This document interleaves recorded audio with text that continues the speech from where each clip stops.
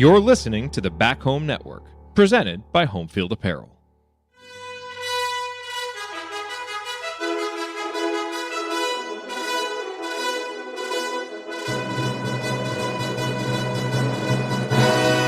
And welcome, Hoosier fans, to this week's edition of Assembly Call Radio, where each week we discuss the most important topics in the world of Indiana basketball. This is our 309th edition of Assembly Call Radio, and it is our 966th episode overall of the Assembly Call, recorded on the evening of September 21st, 2023. I am your host, Jared Morris. And let's begin this edition of the Assembly Call how we begin every edition of the Assembly Call, and that is with our Hoosier Proud banner moment. And Indiana is the national champion. When it comes down, Indiana will be champion. Smart takes the shot. The Hoosiers have won the national championship.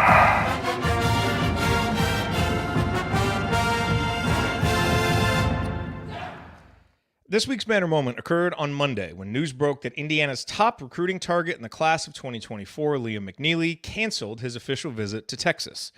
McNeely currently plays at Montverde in Florida, but he is originally from Dallas, Texas, hence the big orange Whataburger flag during his official visit photo shoot. Now, why does this matter? Well, because it had long been assumed that his recruitment would come down to an Indiana versus Texas battle.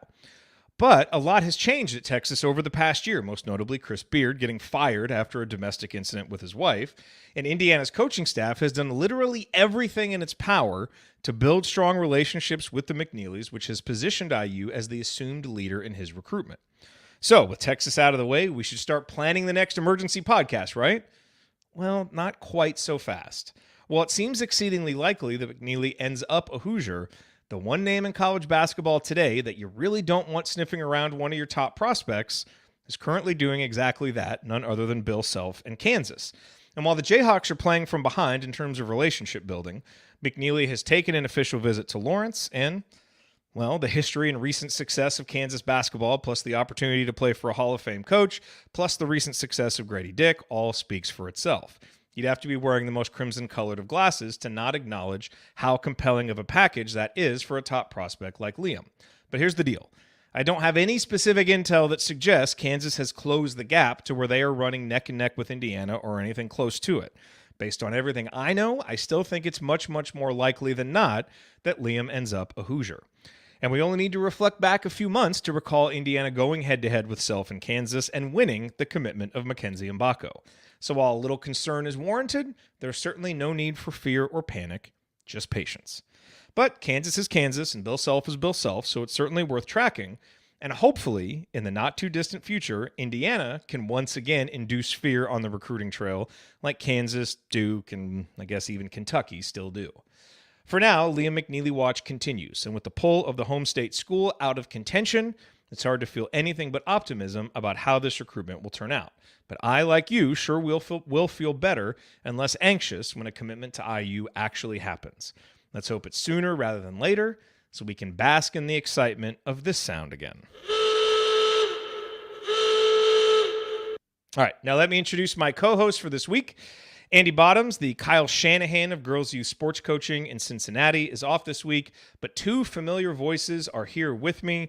First off, he is a longtime high school basketball coach in the state of Indiana, the founder of Delphi Bracketology, and a man who definitely knows how to celebrate a win over a rival. Shavito! That's right, ladies and gentlemen, it's the coach. He remembers the days when a movie cost $1. Heaven help you if you ever decide to pop your collar. Play hard, but remember, fake hustle is a crime. He's the coach and it's Tonsoni time. Coach, it is Tonsoni time. What is on your mind this week? Well, the number one thing for me is that the schedules came out for all the Big Ten schools. Exciting as an Indiana fan to get to see where they're playing and who they're playing and set your schedules and try to come up with your prediction for the wins and losses, and which we'll all talk about a little bit later. But I get to pick which games now I can go down and maybe cover for Assembly Call. within 2 hours, I'm going now with Delphi bracketology. So I picked some games at Illinois. I got some games at Notre Dame that we're going to try to get some media credentials. It's been a fun couple of days for this old guy, this old coach to try What's to up see. at Notre Dame this year? Just a coach I kind of want to go see. But anyway, that's exciting. Always exciting when you're down to the last two to a very special player like McNeely. Patience is the key. A lot is being done. Coach Woodson is still doing what he can do. That's been good news, and we're just closer and closer and closer to the start of basketball season. The Almanac, as you referenced in our community, came out, a really good source for all kinds of basketball information in a really easy format to read. So I've been spending time, instead of teaching, reading about college basketball in all of the leagues. I'm glad that I teach in the Lafayette area. No one watches this because they're all Purdue fans, so I won't get in any trouble. But it is getting close, people. It is time to get excited. This team is going to be relevant. It's going to be good. And how good is the stuff that we have to discuss. But this old man's got a little pep in his step this week for Indiana basketball. You cannot outwork me. That's right. Not when it comes to studying college basketball. That is for sure. Okay. Also here with us, he's a senior writer for The Big Lead, a certified hater of all tips and kickoffs that occur prior to noon Eastern time, and a man who grew up in San Diego but somehow allowed his life to take a detour through Milwaukee. What was he thinking? Analyzing players, finding every wrinkle. He hasn't ever hosted, never lifted a finger. He's got all the Well, let me quickly add just one thing about this. Dude just interrupted his own jingle. Ryan, what is your rant this week? We got a schedule. I mean, that's pretty much the big one. I mean, obviously there's a lot of news, a lot of rumors floating around about Liam McNeely and his decision not to go to Texas and what that means for Indiana. And we're just getting vibes at this point. We're just riding with those vibes. But I think the big thing is the schedule and finally getting a look at something to talk about heading into the season. Thank you for giving us something to, basketball related to have a discussion on that actually impacts this coming season. I think that's good for all of us. Got some media day quotes, all of that. Really nice to make it feel like Indiana basketball is coming back. We got a couple weeks left, but we feel like we're ramping up to the season now officially. And Jared, do you want to just talk about the biggest event of the schedule coming out? You want to go ahead and take that one? Let's wait a little bit. Let's wait till segment two. Tease him. Yeah, tease let's him drag it out. Let's drag it out a little bit. I think. I like doing it up front, but hey, you're let's captaining this ship tonight, so I'm letting you do it. Captaining the ship tonight, like Ryan typically captains it, but he's just coach it's coach because if it's coach, I can definitely convince him. Coach is a bit of a softie. I can push him over a little. Andy, it's too robotic. There's no applying to his logic or applying to his emotions. It's all logic. But yeah, no, I just getting the schedule out and like having an idea what it's going to look like, when they're going to be playing where, kind of earmarking games to see where, maybe this is where these guys can start to come together or they better have it together by this point. So really excited to break that down and take a look at it.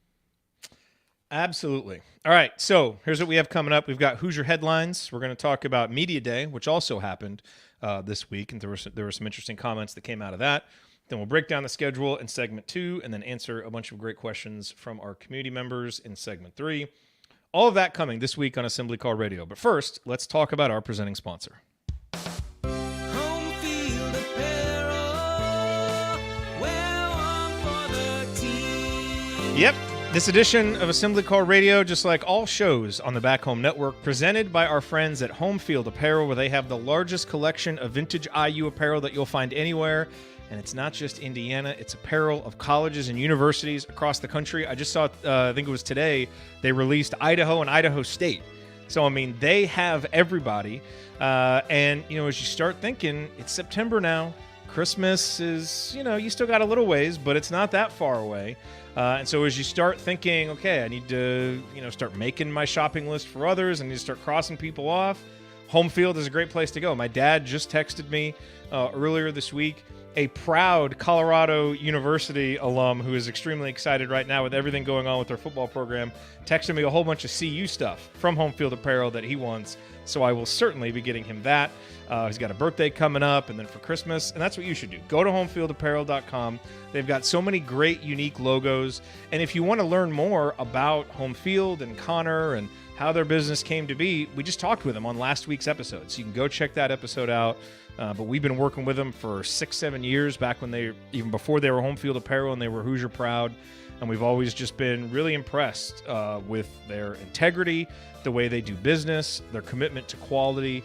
It's just everything that you could want. So go to homefieldapparel.com, use our promo code HOME23 at checkout, and you will get 15% off your first order.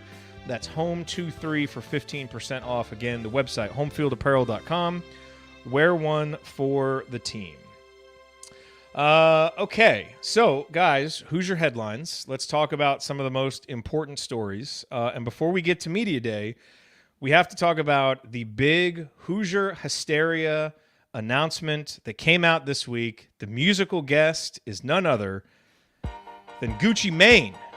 I've taken the liberty of grabbing the instrumentals to one of Mr. Mane's classic songs. It's called Lemonade. And, you know, Gucci, I think, is a great choice for a recruiting event. He's got a song called I Get the Bag, which, you know, certainly fits. This song that we're listening to right now, Lemonade, features the lyrics, I'm standing in the shade and I'm selling lemonade, 600 a pint, the going rate off in the A. So a song about entrepreneurship. I just cringed so hard listening to you. And what's great is Coach has actually prepared a dramatic reading and interpretation of Gucci Mane lyrics, which we're going to do in AC After Dark. Coach, are you ready with that? I tried. Coach reads raps. It's a new segment on the Assembly Call. I tried to actually look it up, but black I out failed. any no words. Can you just go through right now with a Sharpie? We'll take the show. You go through and do that. Look, we laugh about this. Obviously, Gucci Mane was not chosen to impress us at Hoosier Hysteria. I'm impressed. But it was, and then, you know, look, I'm not like big into rap, and Gucci Mane was one of the people who I think, was one of the pioneers of the trap sound, I believe, from the Atlanta area. But Somebody's been reading Wikipedia.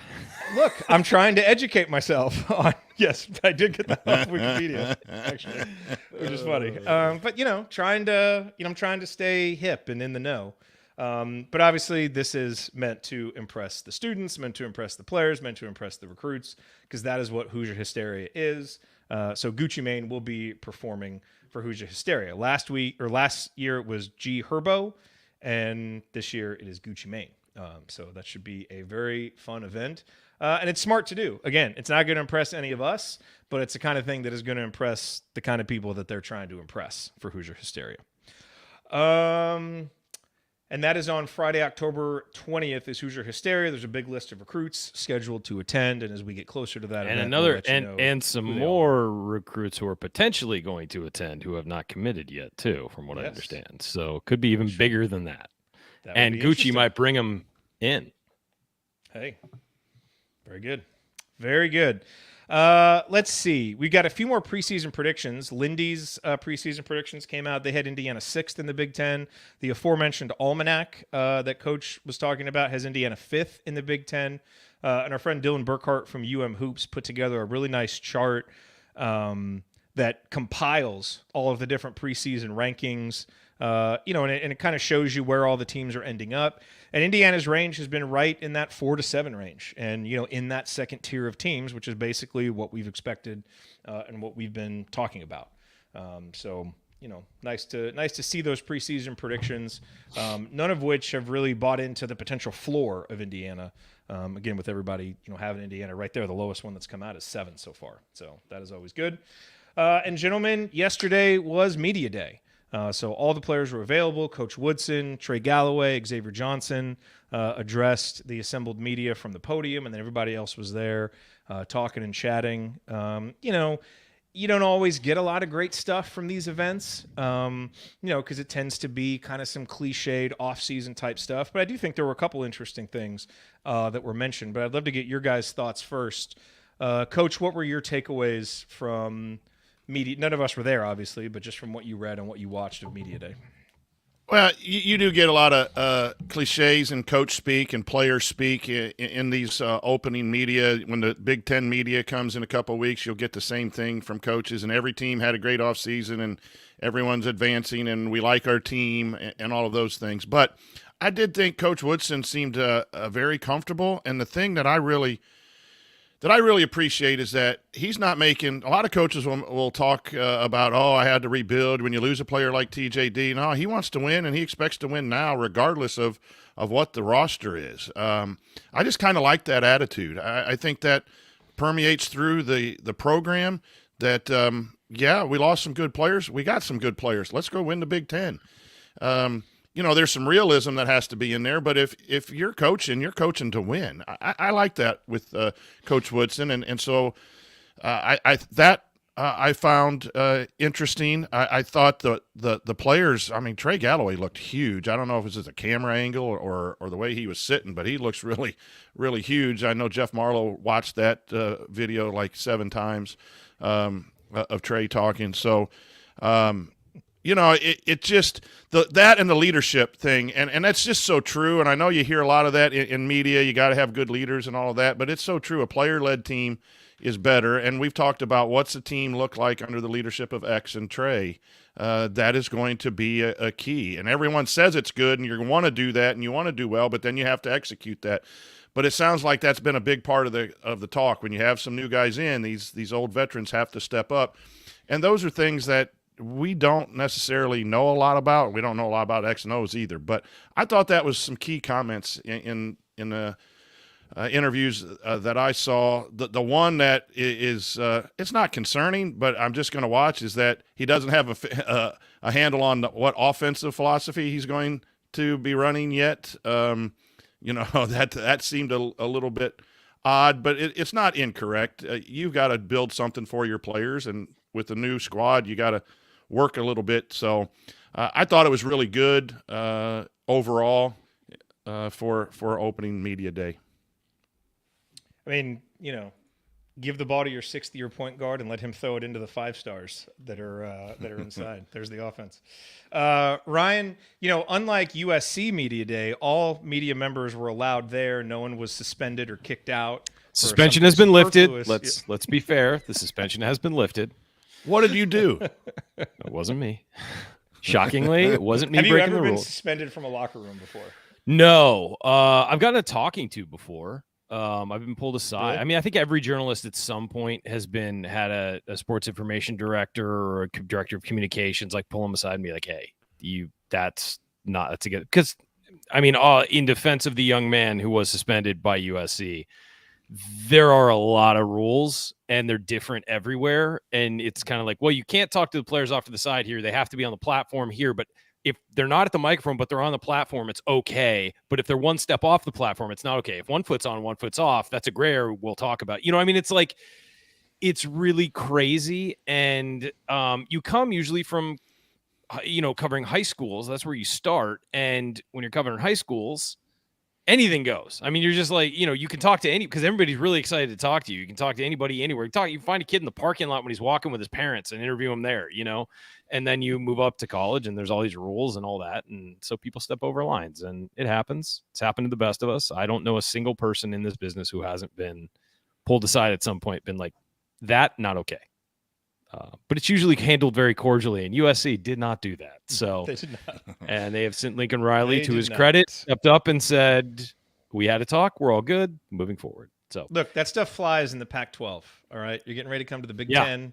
We have different. Put on your big boy standards here. pants. That's All right. Come on, treat media members with respect. But as to Indiana, no, I thought it was really interesting how candid he was speaking about Khalil Ware, about how Khalil Ware Yes. was labeled as lazy. And he used the word lazy, not like, he needed better effort. And he said, they called him lazy. He needs to prove he's not lazy, essentially was what Mike Woodson said. And I think that's exactly true. And it's exactly what we've been talking about all offseason. Now, do we think he will be? No, I think that when somebody, well, it depends. Does he want to play in the NBA? If he wants to play in the NBA, he's going to work harder.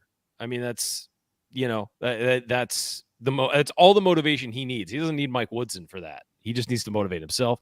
But with the coaches, specifically knowing that's an issue after a year, I think it's a really good position for Kalel to be in, that everybody knows that. It's not a secret. That's what the problem was at Oregon, or that's what the coaches said the problem was at Oregon, and people watching him said. So it's pretty much, I mean, it's not a do or die season for him, but it is kind of put up or shut up time when you're projected as a lottery pick and you wash out at a school and have to leave. And they probably would have had him back. I'm not suggesting that, but he clearly needed to go find a new change of scenery, find somewhere else. And now everybody knows that's his reputation. So it's on him to change it. And I thought it was really interesting that Mike Woodson addressed that head on and didn't coach speak it. He said straight up, everybody thinks this guy's lazy. He needs to go prove them wrong. And so that was the quote I appreciated the most, I would say. Yeah. And I would, you said something there that was interesting, that he doesn't necessarily need Woodson to do that if he wants to play in the NBA. I would say, I think there was no quote by Tom Izzo. I think it was Izzo who said, like, my job is to hold my players accountable to their dreams. So it's up to me to know what they want, and I have to hold them accountable to that so they get there. And I think that is the role of the coach. It's clear when Kalel, hear me out. Yeah, it's clear let when me Kalel was in answer. Oregon, that he struggled with the adjustment, and there was no one there that could reach him because the assistant coach that he had the relationship with was gone. And it sounds like the Oregon coaching staff just kind of chalked it up to, almost this guy's kind of a lost cause and we're not going to get anything out of him this season. Relied on talent, didn't work hard. Yeah, that kind of stuff. And, now he's come here and he's getting some tough love from Woodson. And, one of the big takeaways for me was listening to Kalel and listening to Mackenzie Mbako be so out front and clear about their goals, which is to be in the NBA next year. Kalel said he wants to get a spot in the lottery back, and Mackenzie Mbako said he wants to be gone next year. And we know that, but it is a little bit different for Indiana fans to hear players talking about it so openly. Straight up. And it's not a concern to me because when you get highly talented players, that is going to be their goal. And so if we want to swim in these waters from a recruiting perspective, we have to get used to it. It is something, however, that I'm putting a pin in because we've talked about this. The issue is if things start to go poorly, if a guy doesn't play well, if he's not getting the opportunities in the offense, if things aren't going well, and you start to feel that pressure of, oh no, my goals are starting to fade away for next year, what happens internally? And I'm not saying either of those guys is going to do that. Yeah. But it is with this roster and some of the questions, I think we all feel relatively comfortable with X and Trey as leaders, but it's still a lot of guys in new roles. It's just something to watch for when Indiana struggles. And hopefully it all is good. And I think Mike Woodson is probably as qualified as any coach in America to handle that. But it's something to think about. Because those guys laid their goals right out there. And if there are any speed bumps this season, how do they handle them? They both seem like, guys that have pretty good heads on their shoulders, but they're also freshmen and sophomores in college. So I found that interesting. But anyway, back to the point, Ryan, is obviously most of it is on Kalel. Like if he really wants to play in the NBA, it's got to come from inside of him to do the work that's necessary. What I mean. But I do think having a coach that really knows you and knows how to connect with you and knows what buttons to push can help you get there and help you through the tough moments you're going to have. That's where you really need the coach. No, and I agree that to hold you accountable, that totally. But the motivation, and you can motivate a guy and push him. But if he doesn't want it, you can't. There's nothing as a coach you can do about it. There really isn't. And maybe he thinks he wants it and he's not pushing himself or whatever. You can work with that. Like if he wants it, but he doesn't understand what hard work really is, you can teach him.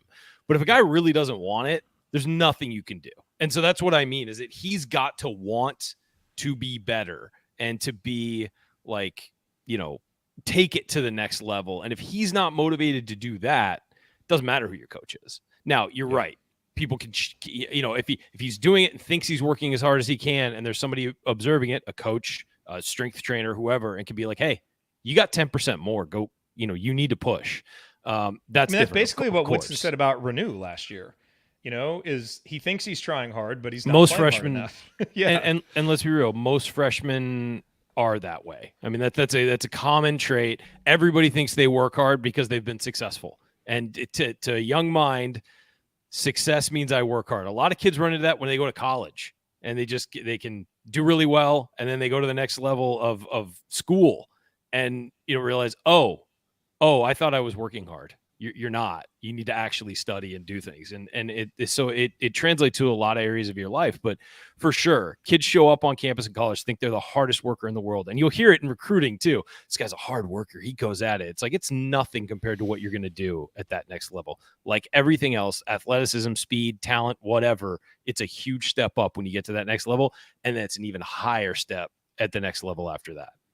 Yep. A coach's job is to make the proper connections with your players, to know what they need, what buttons, what buttons need to be pushed.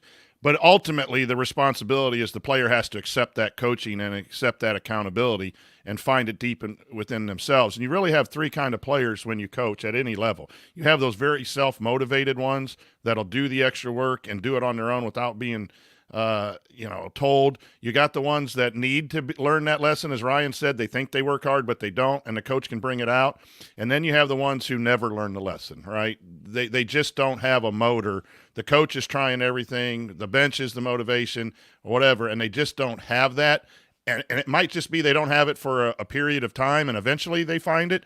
But I think that goes in any walk of life. You have those three levels, and then the coach has to deal with all of that.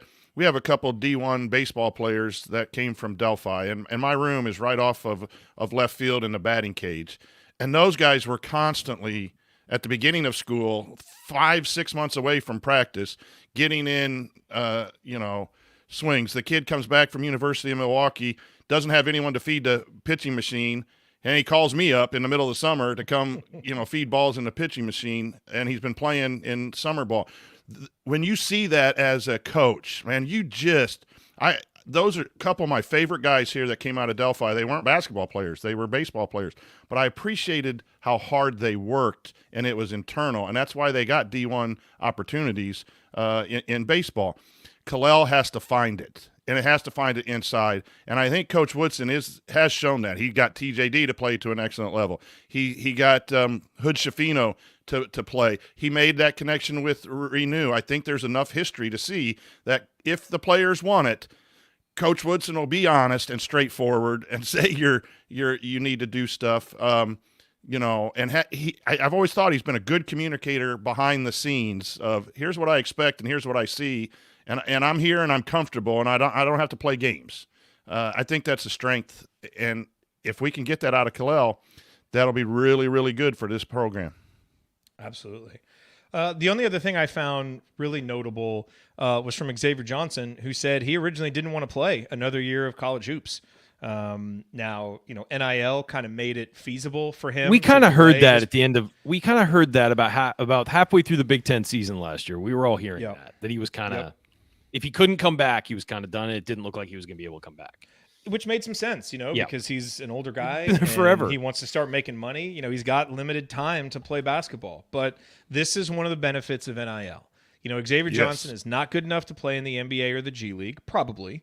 But he is good enough to go overseas. But now he can stay at Indiana on a much bigger stage, earn NIL money, and he's got a real chance with a good season, to leave a real mark at IU. There haven't been many point guards better than him at this school, and he's got a chance to do something special this year as a senior, helping to bring this young team along. But that wouldn't have been possible without NIL. So I just thought that was interesting and a good reminder. I know, NIL remains kind of controversial, and it seems like it's probably just a bridge to the ultimate place that we're going to get, where players are actually employees, at least at some of the bigger schools. But even right now, it's having a big impact on keeping guys like Trace Jackson Davis and guys like Xavier Johnson in school, which just makes it a lot more fun to follow the team. Okay, that is going to do it for segment 1. As we move into segment 2, the other big news item of the week, the schedule. We're going to go through the schedule, talk about the hard parts, talk about the better parts, and our overall thoughts. We'll break it all down for you next. Stick with us on this one.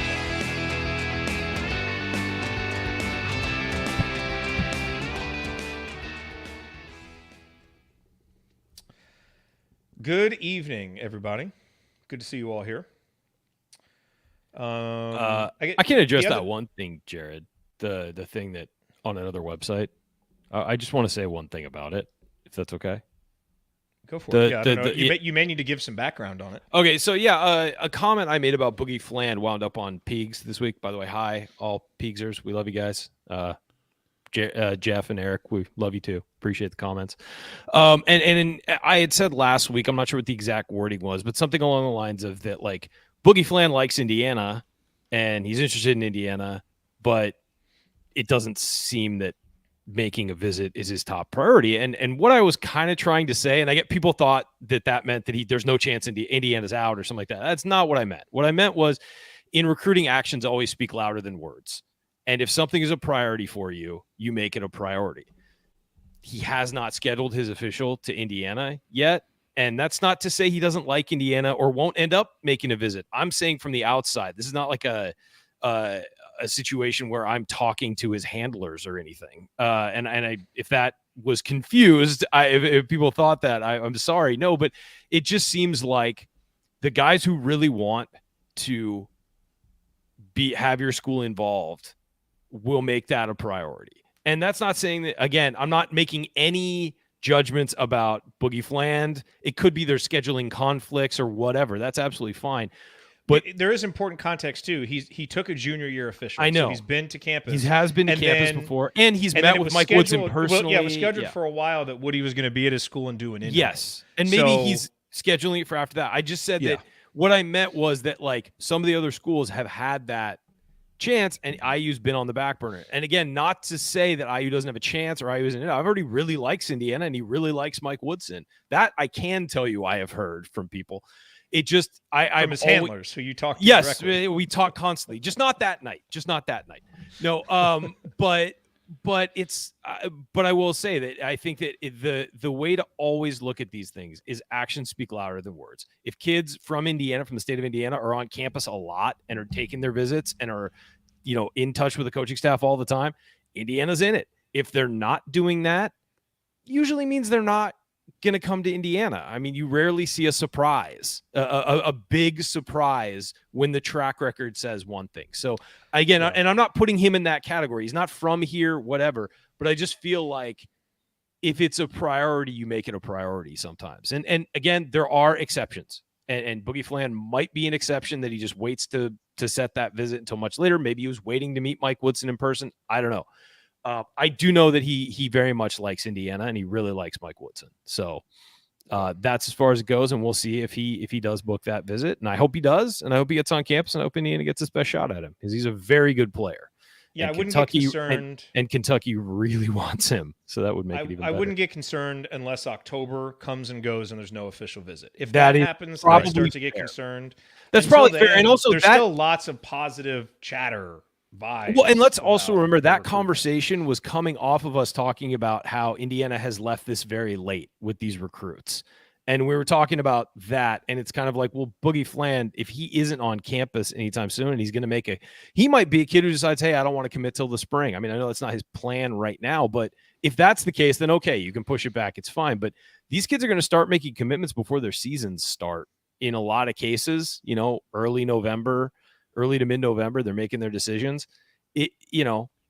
Hopefully he can get on campus. You're right. If October comes and goes and he hasn't been on campus, that's when you get really concerned. So I apologize if people took that as me saying, there's no chance he doesn't care about IU or anything. That was not my intention.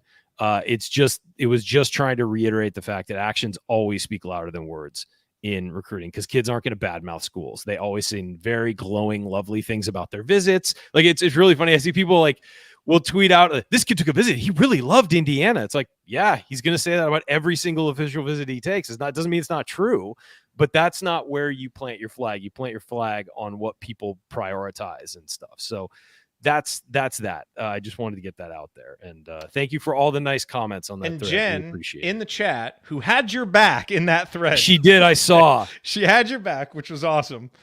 Jen was in there just knocking heads together, which is That's great. True. And has Eric been to IU on a junior year visit? Yes. Yes, he came last year. I don't remember for sure. I think it was official, because at that time there was still the rule that you could take 2 official visits. Yes, so he can still take another official. I don't remember. I'm pretty sure it was. A lot of those they should were be able to take you could take 2 each year. I don't know why. Now you can't. You can't take 2 to the same. You take school. 1. Yeah, but you can do it your junior or senior. And you can come unofficially as many times as you want. But yeah, and Jeff and Eric from Hoosier Hysterics were very complimentary, and we appreciate that, of course. And of course, we would never do the things that some people accused us of in there. And I'm glad that they know that and had our back. So that was fun. I learned about that very recently, and it happened early in the week. I check the board sometimes, but I missed that. Anything that has my name attached, I do not want to read usually. So just blame it on one of the other Ryan Phillips. There's lots of them. There are a lot of Brian Phillipses out there. If you want, just search that into Twitter. There's a lot of us, and they're not always as charming as I am. So just warning. Jeez. Oh boy. Some are much more. Brian's charming. being Let's be stupid real. again. Yeah. Yeah, and speaking of priorities, see, Andy Bottoms not here tonight. Why? Family. I guess his family's more important. Actions speak louder than words. You guys are eventually going to learn that families are wildly overrated. Like this is not a life outside of this. Gosh. Wildly overrated. Speaking of things that are overrated, I am going to have to step off for 2 minutes to do something for work because Thursday Night Football is on, but I will be back and I will be listening. So I will join the discussion in a minute. Okay. Yeah. By the way, Coach, shouts to your Ion College basketball shirt. Is that an Ion College basketball? Oh, yeah. Very nice. Supporting Gary and Matt over at the Ion College basketball. Very nice. Okay, let's hop in and start talking about the schedule. All right, let's go. Here we go. Hey guys, it's Gene Steratore, CBS officiating analyst and retired Big Ten basketball official.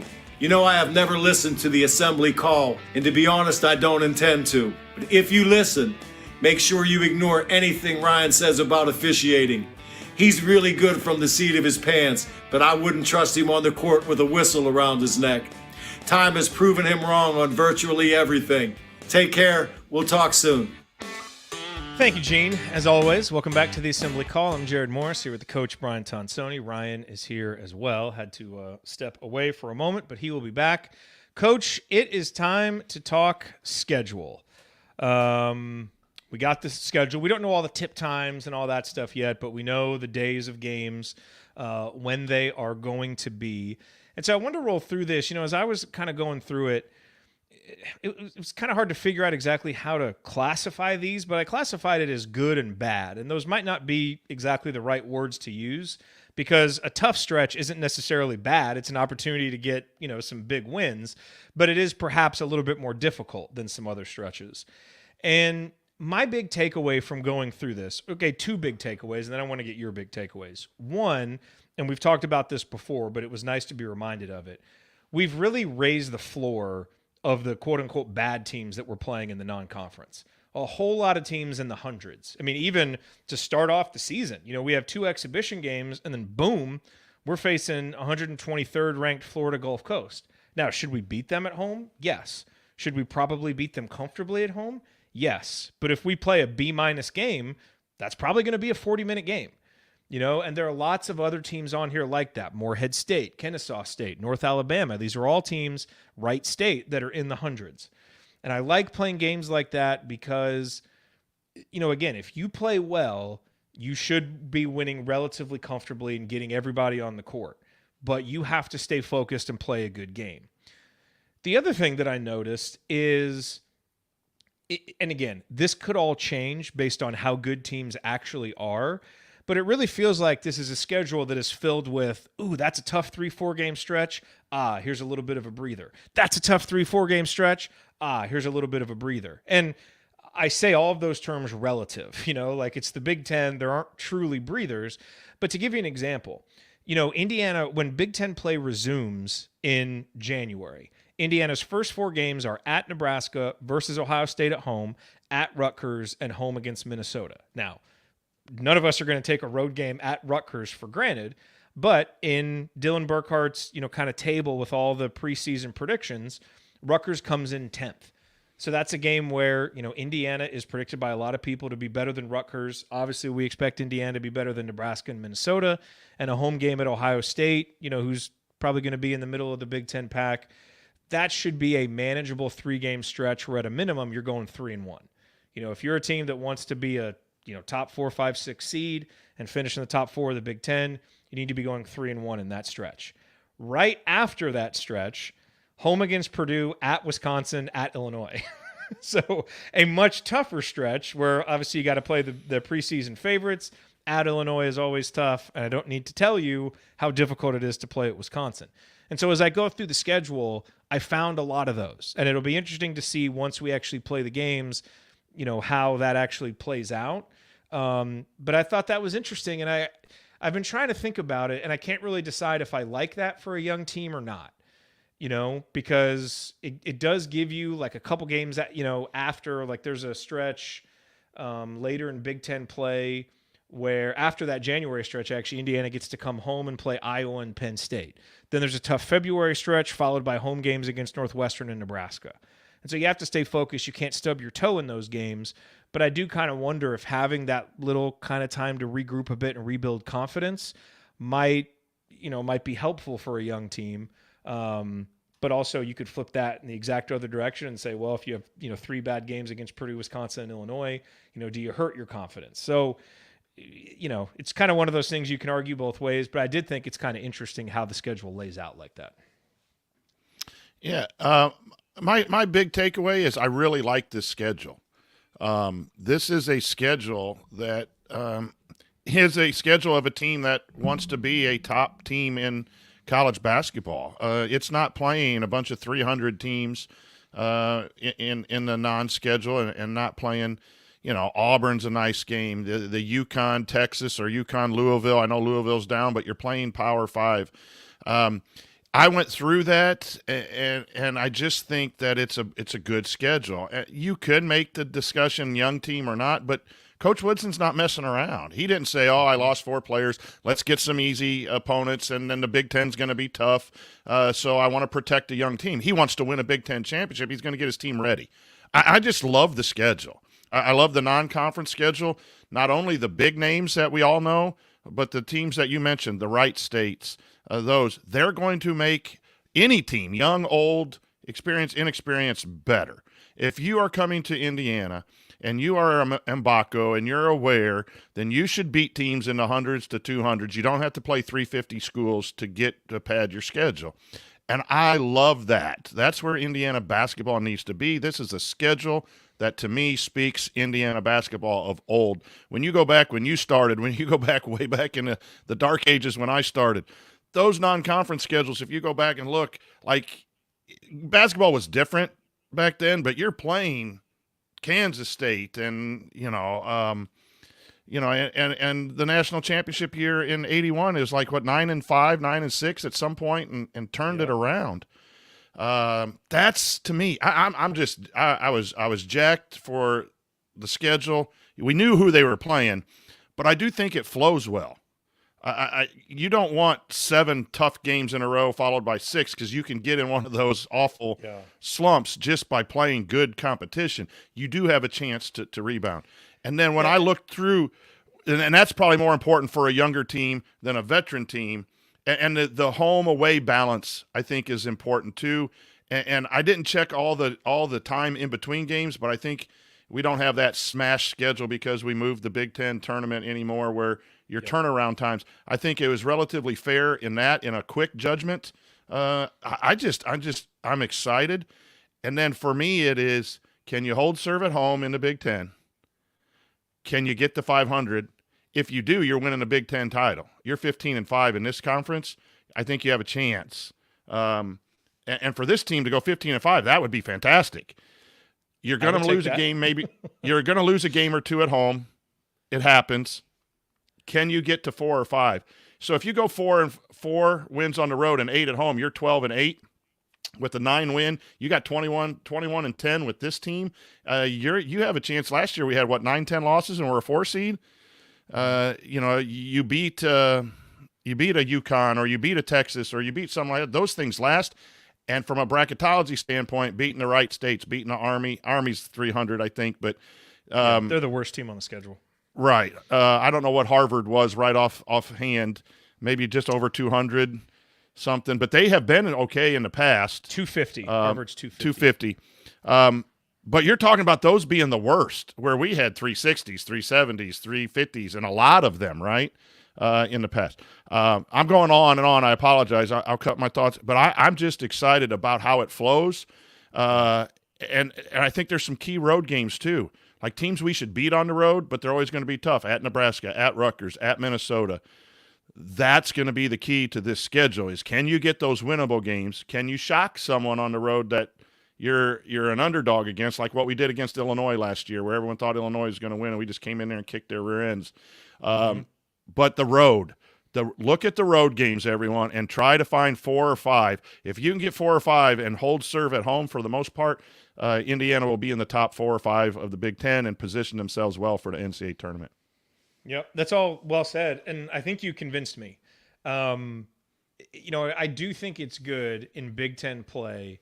You're right. There's not like a stretch, just like a murderer's row stretch of 5 straight really tough games. Like at most, there's basically 3, and then you have a home game to get right.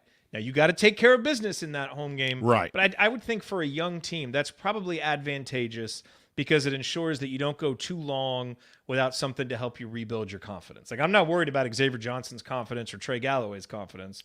I do worry about Kalel or about, McKenzie. We don't know these guys yet. How are they going to handle that? And so I do think that's good. Here's the other thing that I will say, Coach, as we bring Ryan back in here.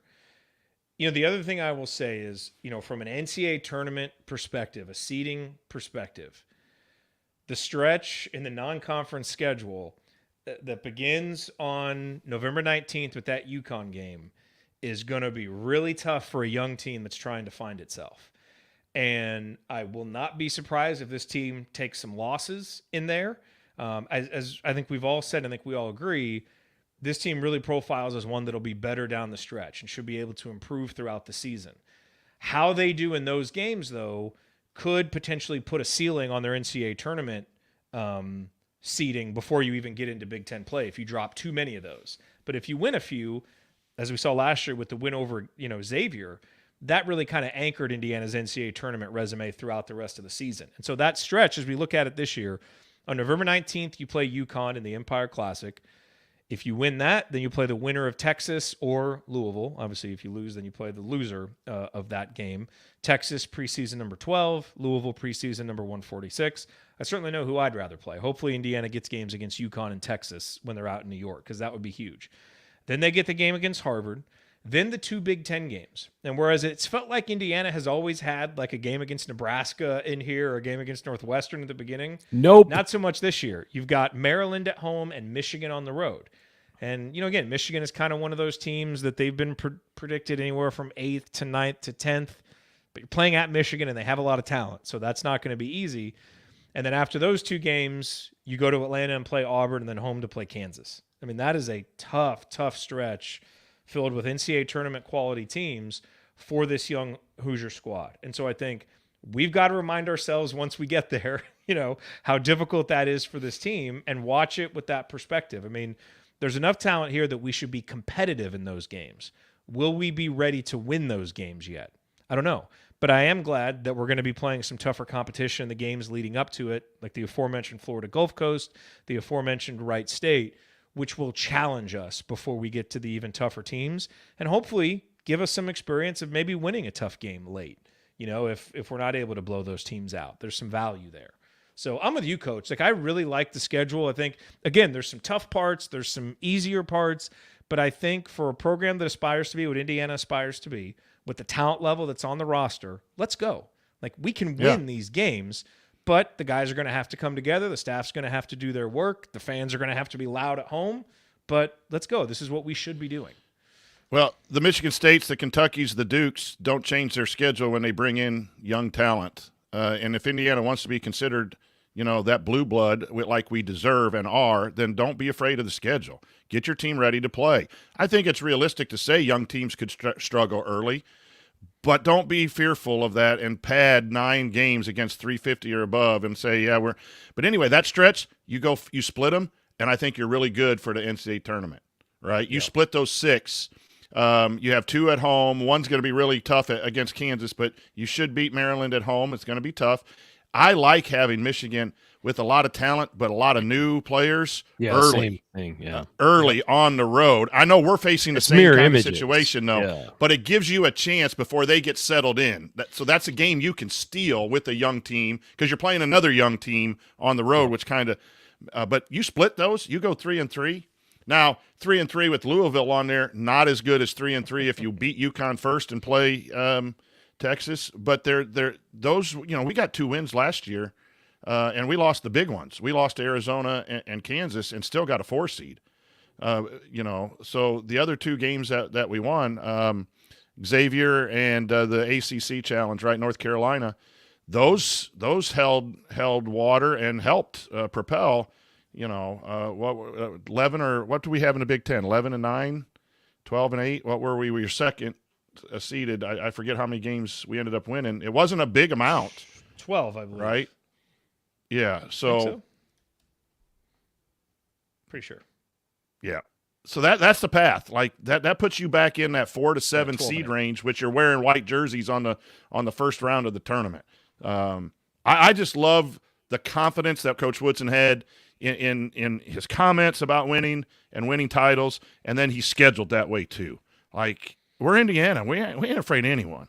We're gonna kick your ass. In a few months, we could be looking at this and being like, "My God, they did it! They overdid it this year."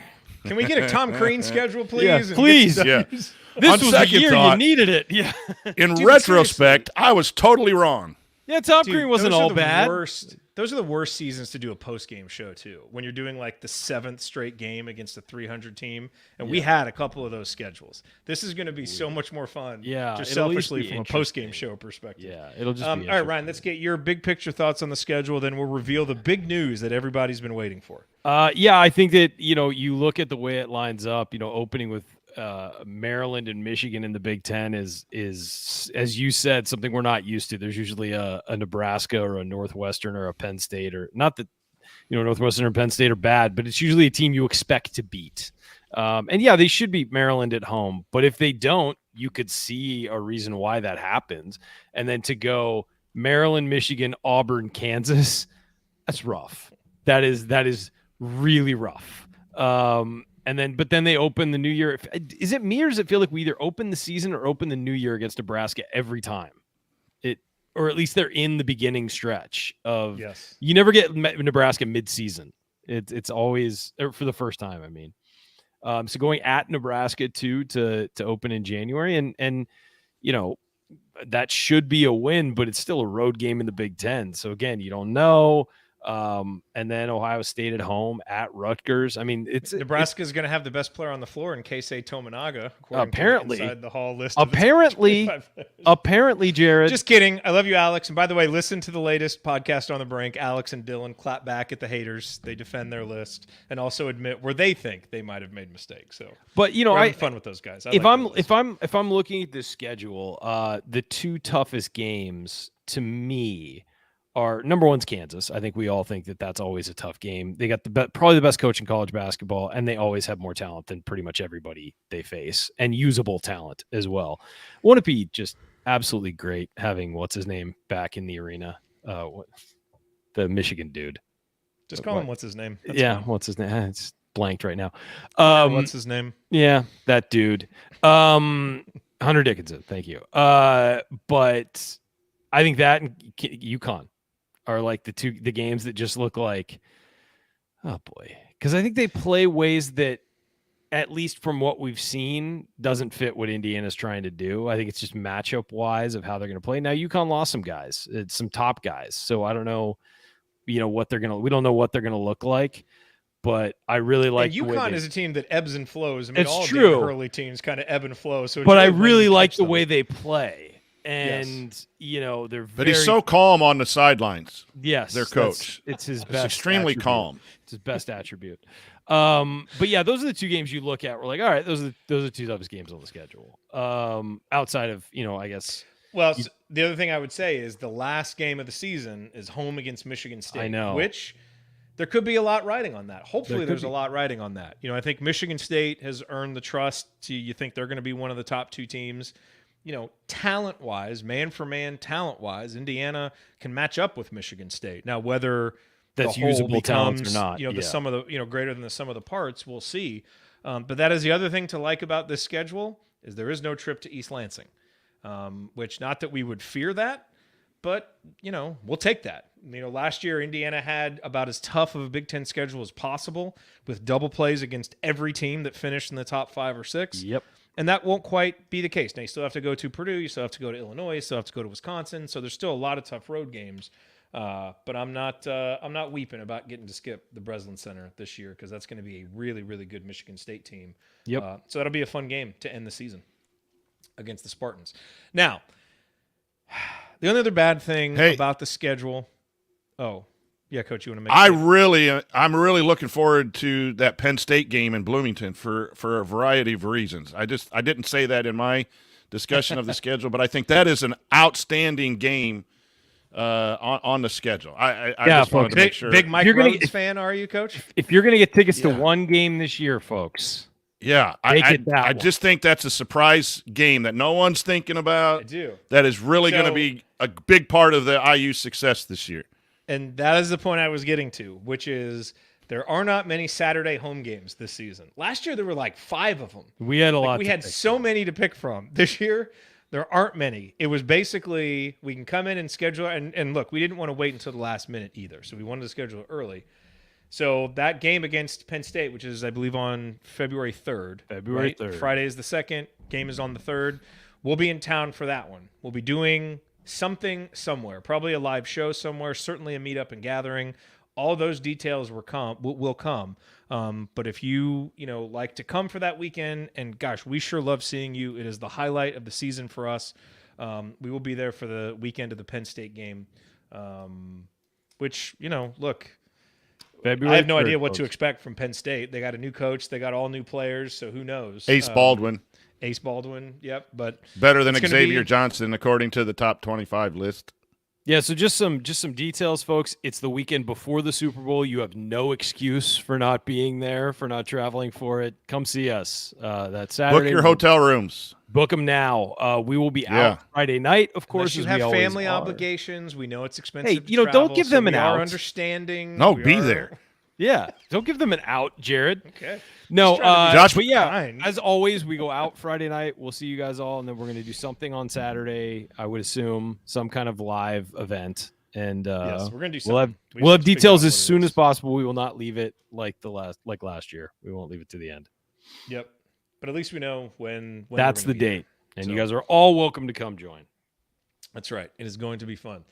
I guess, really the only other thing to mention about the schedule is the end is a little tricky. You at Penn State, then home against Wisconsin, at Maryland, at Minnesota, and home against Michigan State. So, again, we project to be better than Penn State, so that's one that you should win. But road games in the Big Ten are always tough. And at Maryland, at Minnesota, same thing. Minnesota, I don't think, is expected to be really good this year, but, last year it went down to the wire with Minnesota out there. So having 3 road games and then 2 home games against teams that are good enough to beat you, Wisconsin and Michigan State, I think the team will be ready and prepared for that stretch, and Indiana teams have tended to finish seasons well under Mike Woodson, at least through the first couple of seasons, but we'll have to see. And if Indiana's not ready by the end of February and March, then they're going to take some lumps there during that stretch. Any final thoughts on the schedule, gentlemen, before we go answer some questions?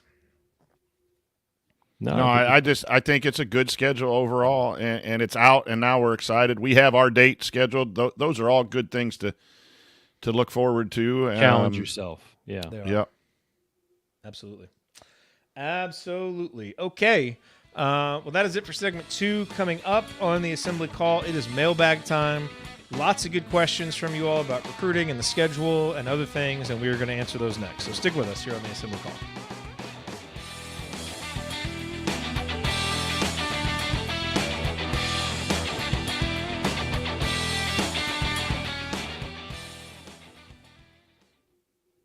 What'd you have to write about? Did something viral happen in the Thursday night game? Really bad roughing the passer call against the Giants that gave 49ers a first down. It was one of those, they penalized the guy for playing football. Like, I'm sorry, at this point, just make it 2 touch on quarterbacks. It's insane. Leonard Williams came off a block and hit Brock Purdy, and like, he got rid of the ball, but it was bang bang. It wasn't a late hit, but it's he landed on top of him. It's like, what is this? The Matrix? He's gonna roll over sideways at full speed. Like, it's insane the way they. And the other thing, the thing they don't take into account is how guys are being blocked. So it's like you're sometimes being blocked into a way that pushes you into the quarterback a little bit, and it's like you can't change your direction at full speed, especially if you're being pushed into somebody. So yeah, the roughing the passer thing in the NFL, like for a long time it was like, what is a catch? Now it's like, what is the defender supposed to do? Just kneel down and dive out of the way? I don't. Makes no sense. Good point. Even Gene Steratore impressed with that football analysis there. I don't think he was. Well done. I don't think he was. No. He's listening. He said we'd talk soon, and we haven't heard from him. I know. So That really was not not in the cool. script. Really We not gotta- cool of Gene to ghost us. How we feeling about the Akron game, Coach? We gonna do what is needed on Saturday night, wearing our spiffy black uniforms? You would have to ask. Yeah, Indiana wins. We've beaten. I was spread impressed all with three the games. I was impressed with the quarterback for a young kid. I thought he responded pretty well in the second half. It's just there's every game we're already a quarter of the way in the season, and a lot of questions haven't been answered, which is just I mean, I will say this: Walt Bell's play calling is absolutely atrocious.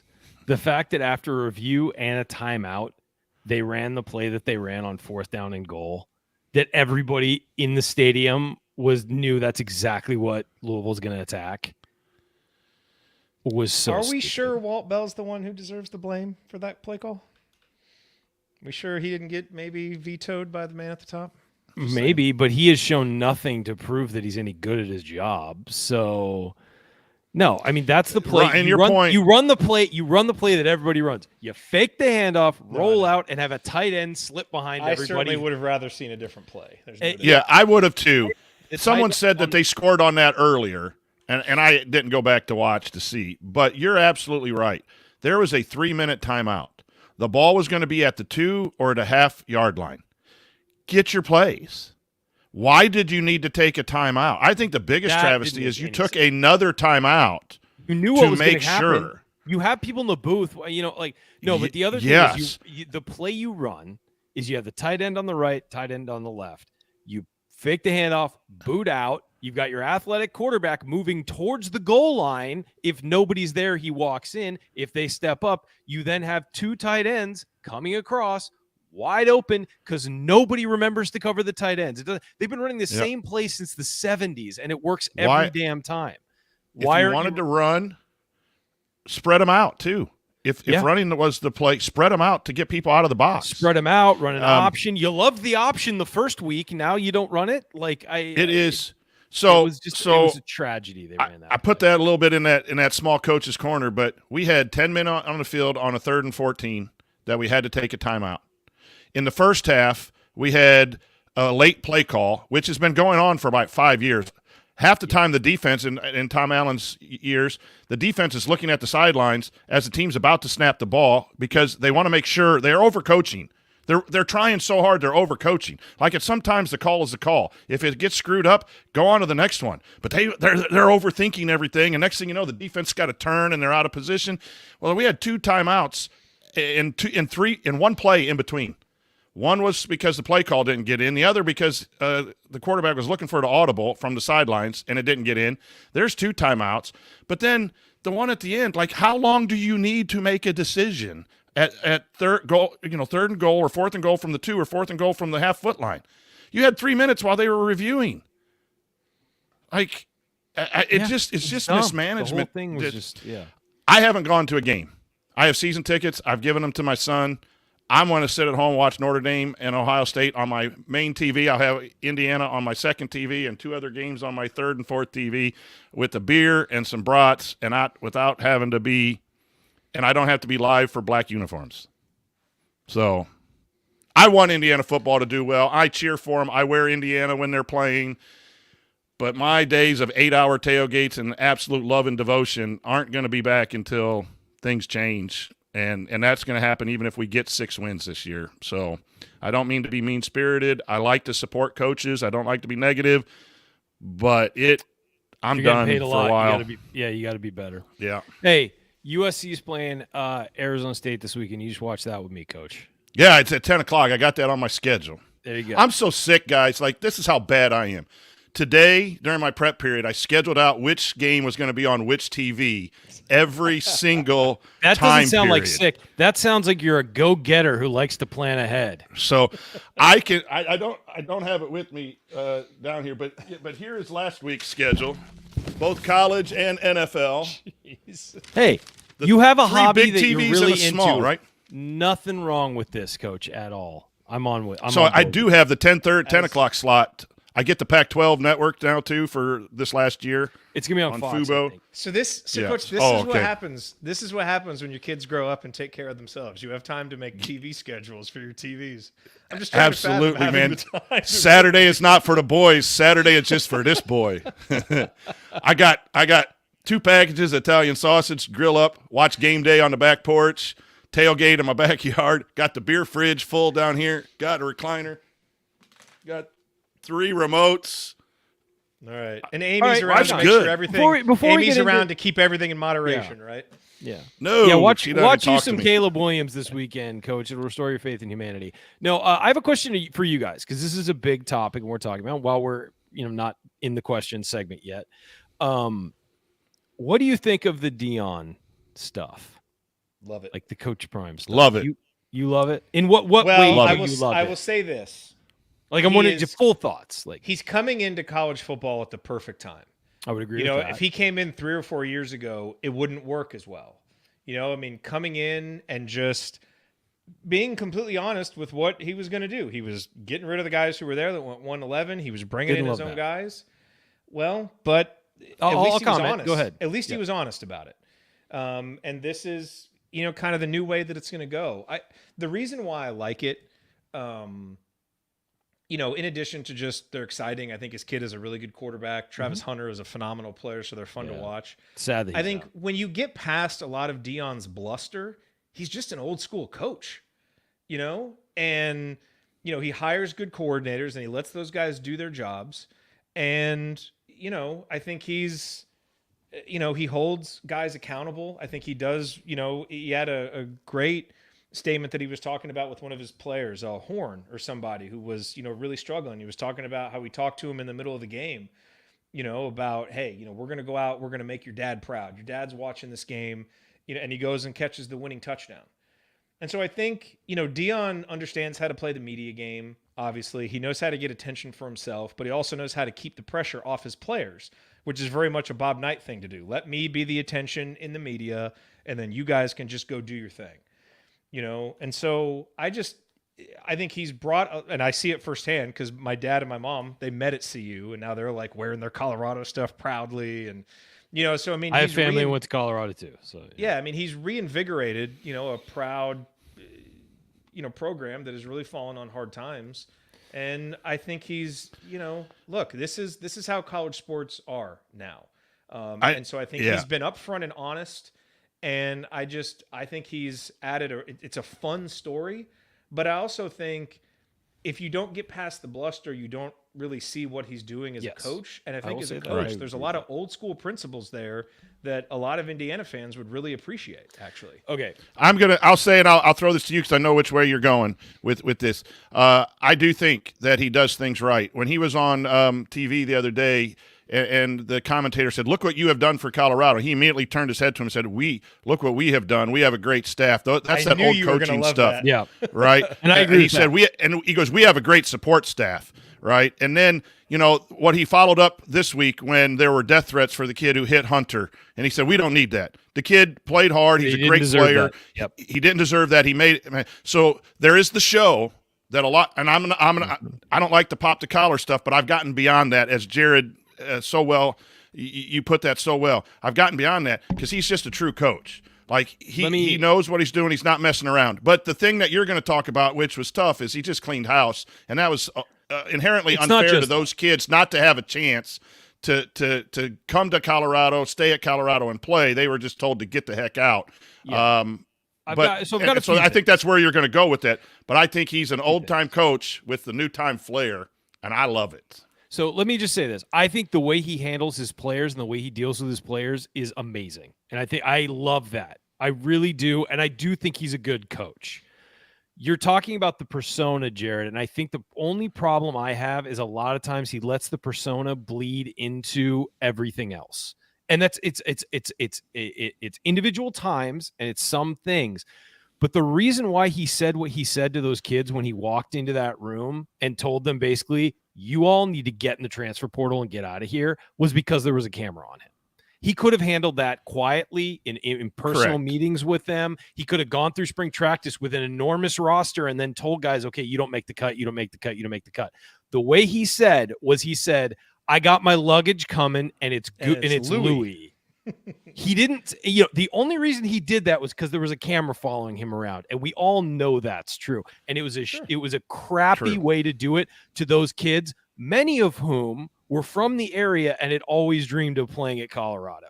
So that's a terrible way to find out I don't get to live out my dream because this guy is throwing me off the team. Essentially, you handle that, I think, away from cameras. You come and give an inspirational speech in front of the cameras, fine, and then you handle that privately. So that very much irked me because it was all about his brand. He didn't care about these kids in front of him. He cared about the kids he brought in, and he really does care about his team. But that bothered me. The other thing I have an issue with, and it's just one thing, is he's leaving Colorado within 2 years, maybe, and he's going to another school. And he has not made that behind the scenes. He has not made that, quiet behind the scenes. He's going to the next big school that plucks him. He would love to be at Florida State. Obviously, that's his alma mater. He's not going to go to the NFL. There's a lot of people speculating on the NFL and that he wants the Cowboys job.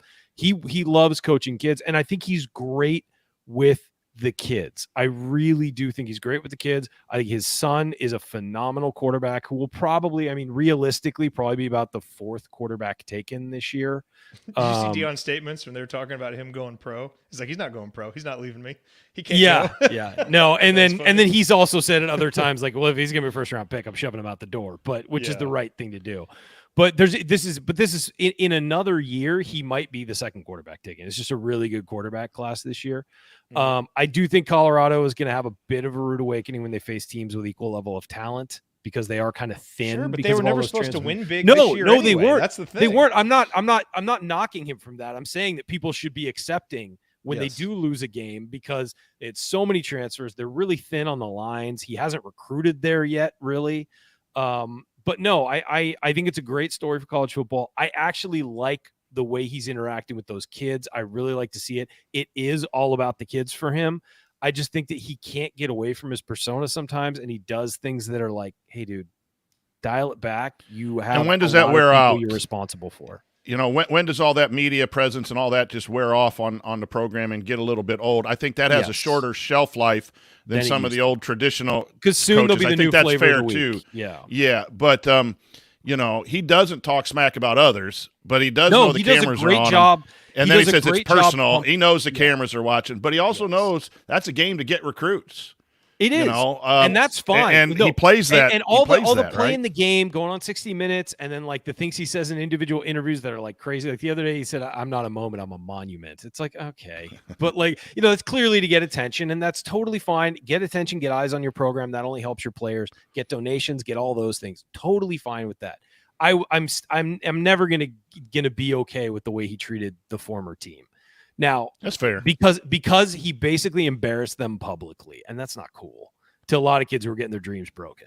So that's the only thing that has really been really bad for me as that goes. But I honestly, I love watching him on the sideline. I love watching him deal with the players. I think he's handled himself very well in press conferences, and I think he's handled the players very well, and that's all that really matters in the end. Yeah, and even when he does inevitably leave, and assuming things continue to go how they are, he will leave. Yeah, he's leaving Colorado football in such a much better position. Place. I mean, that job is now going to be so much more attractive. You could say that about Jackson State, but he raided the place, and now Jackson State is horrible.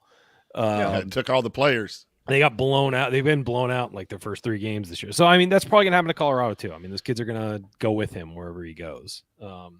But at least Colorado the should program be will able be to- elevated and Yes. build an NIL infrastructure around that. Yes. And I mean, just get someone competent in there. It's not that hard to recruit to Boulder, Colorado, dude. It's not. Come It's a on. great spot. It's a great It's an school. amazing I've kind of place. been bummed that it's been so down lately because that when we were growing up, that was a great program. A guy It was from my high huge. school won the Heisman Trophy there. Rashawn Salam won the Heisman Trophy there. He went to my high school. I used to wear my dad's old Bluebonnet jersey. He had an old Colorado number 3 jersey, so I'd wear it because it was the same number as Darian Hagan. When they won Nice. the national title. Well, no, it was. I mean, that one team they had Cordell Stewart, Rashawn Salam, Michael Bryant Westbrook. Then they had like Christian Fourier was their tight end. I mean, it was like it was an NFL roster on both sides. I think they Yes. came up. They wound up missing the national title game by 1 game because they lost to Nebraska. Yep. But no, it's great. I'm happy that they're better. Again, I have family who went to Colorado. They're all like on cloud 9 right now. I can imagine your parents are as well. Yeah, and it's a nice story It after is. just having to talk so much about freaking realignment. It's just been a fun story. And of to course, kind of Colorado's get been into. part of the realignment. Yeah, well, of course. Of course. All right. All right, let's get to questions. Here we go.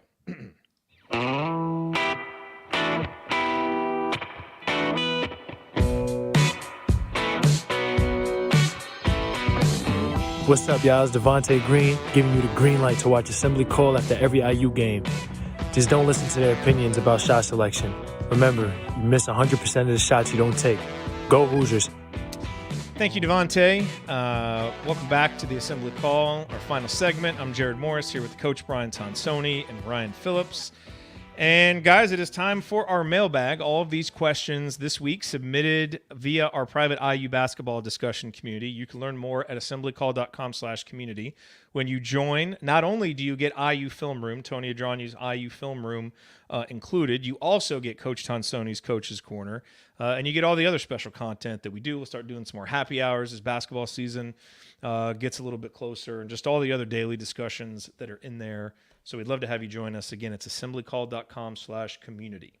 Okay, let's hit some of these questions. From Andrew. Does the schedule release change your perspective of where you had thought the floor and ceiling of this team was, or is it essentially a push? Coach? Yeah, I haven't really studied it enough to be firm on this, but I feel better. I don't know, maybe it's just me liking the schedule, the way the games flow. I do think there's a path to 12 or more Big Ten wins, which is equal to what they did last year. So I think I'm a little more optimistic after the schedule come out, which I don't know, doesn't even make sense to me though, because I knew everyone who they were going to play. But just the way it, so why wasn't I more optimistic before? But I do see a path with some key road games against teams we are better than. You have to win those, and we have them on a schedule this year. As you said, we don't play all the top 5 or 6 doubles this year. We have a little bit of schedule break. That's going to be key. So, yeah, I do feel slightly more optimistic. I still think a second weekend is a great, place for Indiana basketball to be, and I think 4 to 7 in the Big Ten, and I still think, I'm now starting to think 4 to 7, 4 to 8 as a seed in the NCAA tournament is doable if things fall Indiana's way. Yeah, I mean, I'm essentially the same. Yeah, I'm a push because we knew who they were playing. It's just not Right. the order. Now I think that if you had a murderer's row of like 4 straight road games or something like that, which they don't really do, I think that might change the calculus. But we knew who they were playing. Yeah. So. Yep. Okay, from Jim. What, if anything, are you hearing about Trace Jackson Davis's prospects with the Warriors? The Athletic reported this week that Golden State is talking to Dwight Howard, and they're also considering other veteran centers.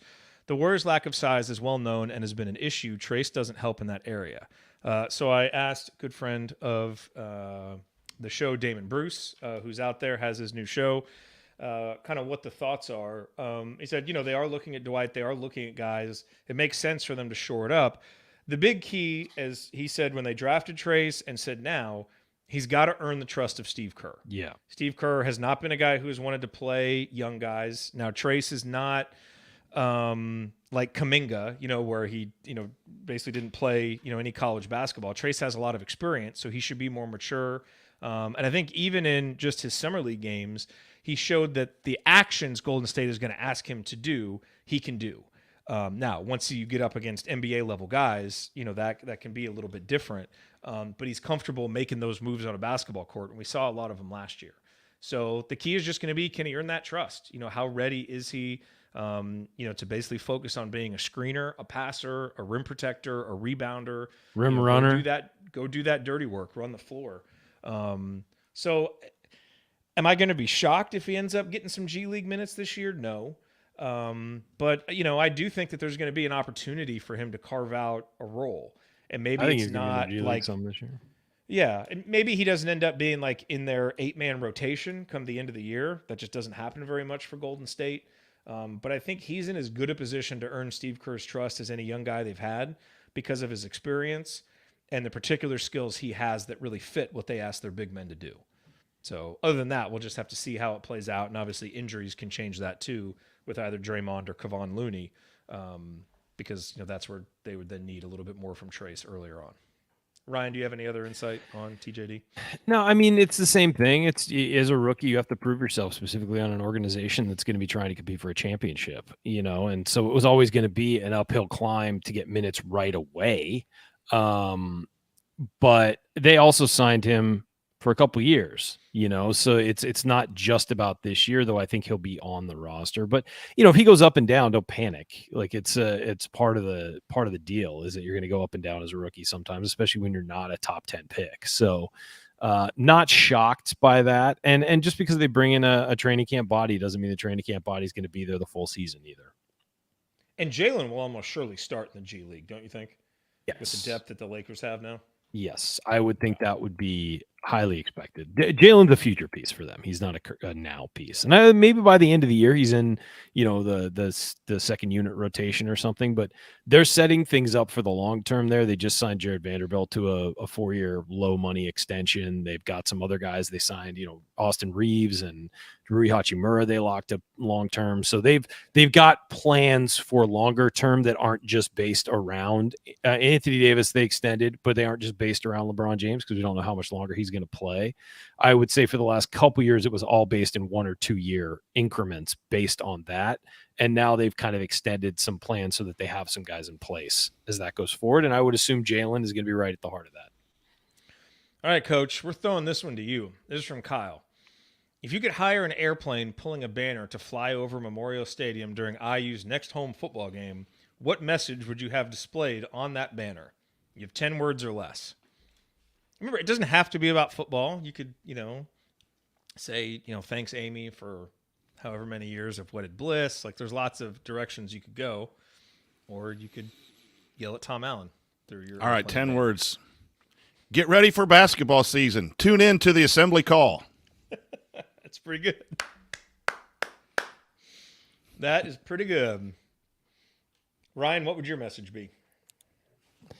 Well, he took mine, so clearly I'm that clever, and I would have come up with that. No, it would be invest this money in basketball.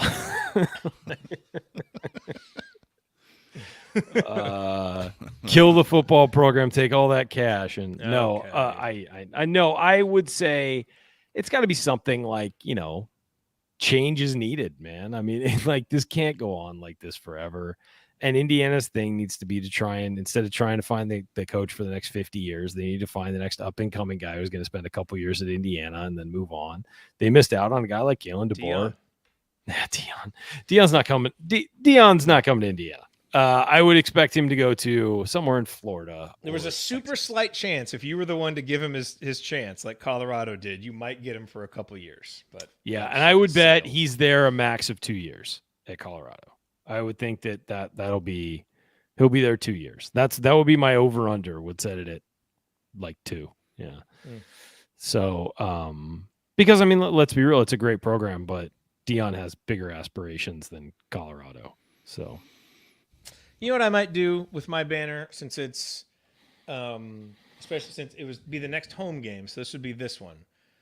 I would say early congratulations to Crimson Cast on 1,000 episodes. Since they do football, they're at episode 991. They are the godfathers, the OG of IU sports podcasting. They're so close to 1,000, which is that's a really, really meaningful milestone.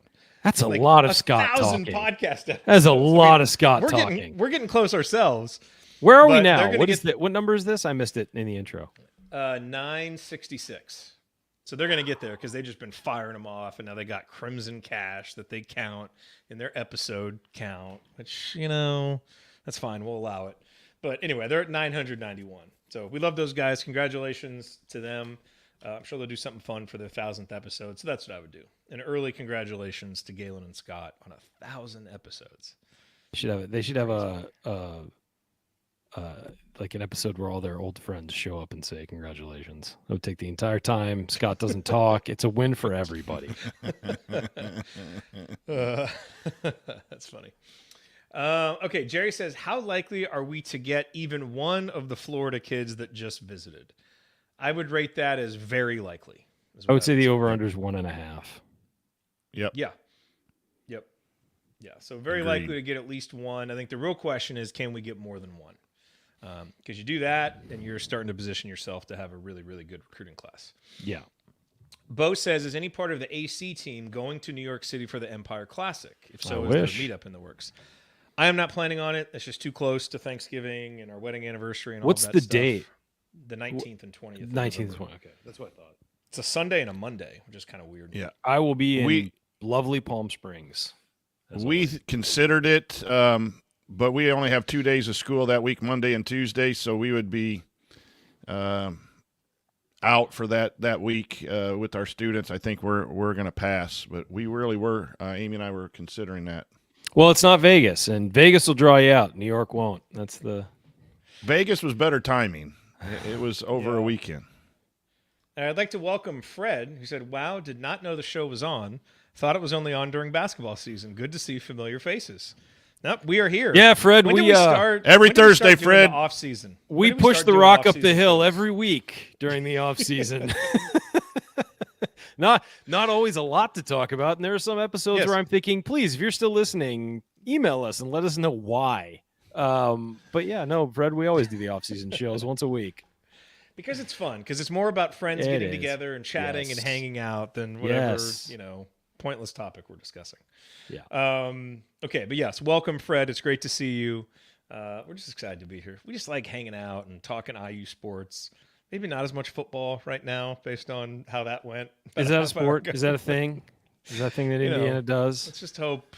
Let's hope. Look, okay, I'm going to say something positive. Like, I agree with everything that you guys said. Yeah. All I'm going to say is, and part of this is because my expectations were so low before the season, but I'm actually a little more pleased than I thought I was going to be. It seems like we found a quarterback, at least someone good enough to build around and give a real chance.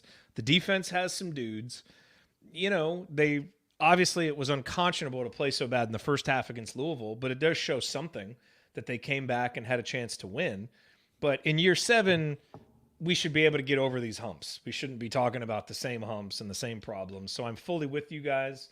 But I do think there are some individual players to get excited about, more so than I thought heading into the season. My issue is it feels like every year, it feels like it's the first year of a coach's tenure, where things are still getting figured out and they're not all on the same page or whatever. It's like, this is like year, 5? Like, 7. So it's 7. My God, it's been that long.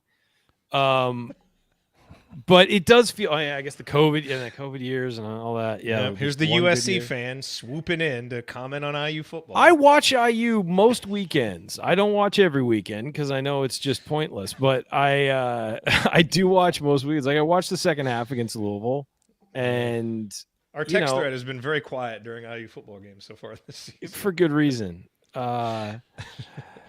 Jared, you make a good point, though. Really, there are some talented players. Yes, there are some talented players. It does seem like there is a glimmer of hope, and some of the teams in the league are falling apart, especially Michigan State and some other things, which makes the games. So there's still that glimmer of hope, but there's just been too long, and I'm rooting for it. I'm not rooting against this team. I don't want to see anyone fired necessarily. I'm not going to be on here yelling that, but it's just the same old things have happened in a 7-year, 10-year that keep you from doubting the talent that has been accumulated. And For a guy who's had season tickets for 34 years, this is the lowest I've felt in those 34 years. Man. Again, this is game 4 in Indiana, and I haven't been to one. And again, I don't want to tell anyone how to think or not be excited about black jerseys or whatever else. If you are, great. We need that. We need the rock field. I'm just at a point where all that energy, it's just my bubble has been burst with the overuse of the LEO stuff and the wins in the last few years and the mismanagement and I hope I'm proven wrong because I think the kids work hard and I know the coaching staff wants to do well, but it's just been 7 years of not what I came to love under Mallory, and that's attention to detail. Yeah. That's what those Mallory teams did. That's what these teams unfortunately don't. You have to at a school like IU. Okay, enough. And they ran the football. Boy, Anthony Thompson, did they ever. Vaughn Dunbar, Jermaine Chaney, Brett Alex Law, Smith. Jermaine Chaney, Alex These Smith. names ringing a bell for you, Ryan? You know yes, Anthony Thompson. Some of them, yes. Of course. Dave Schnell, Dave Cramey. Should we start going through the receivers? Because man, there were some good ones. Ernie Ross Jones. Hales. Ross Hales. Okay, some of the you're past me now. It's no, I didn't grow up. I mean, you don't really like Indiana football does not rate out here. I don't know if that's shocking to you. Like it was really funny when I was doing my weekend radio show, The Hangover here. At all.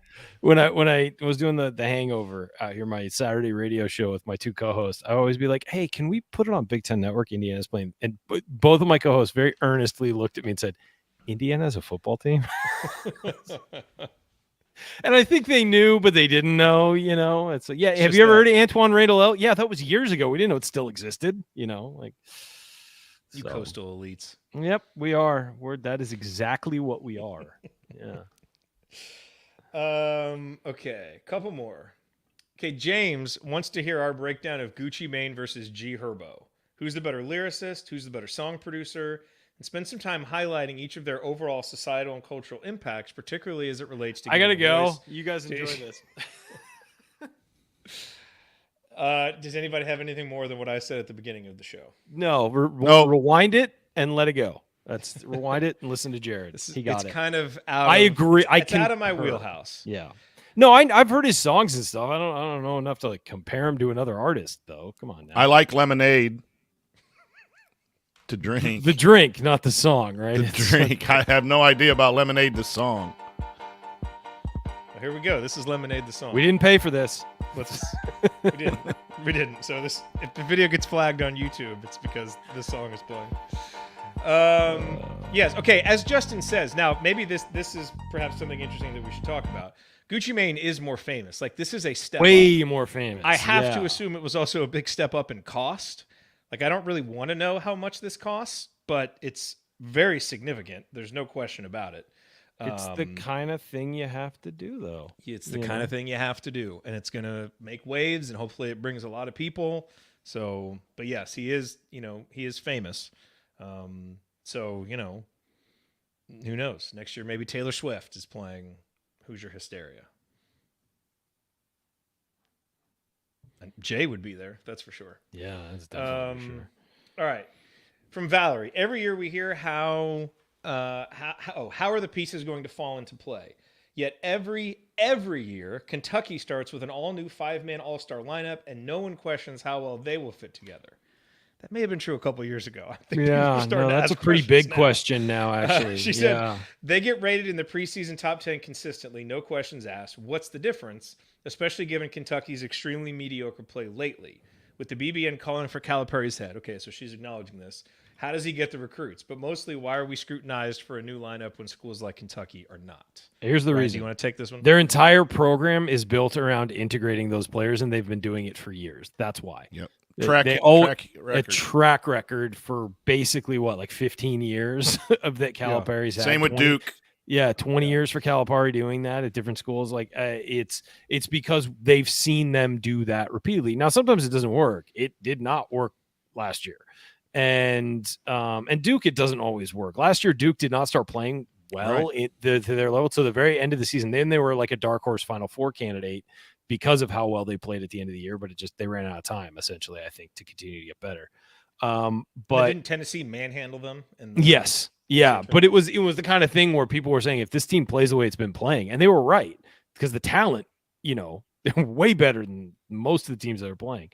But yeah, it's because Kentucky's done it for years and figured it out, and Indiana has not, and doesn't have a track record of doing that. So that's why. And again, we've always said that preseason rankings are worthless. They're essentially worthless. Unless the team returns everybody, you can kind of project where they're going to be. But even that doesn't always work.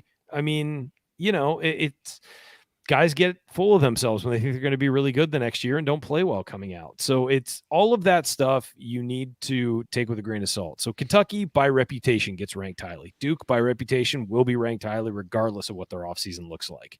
The track record, Ryan.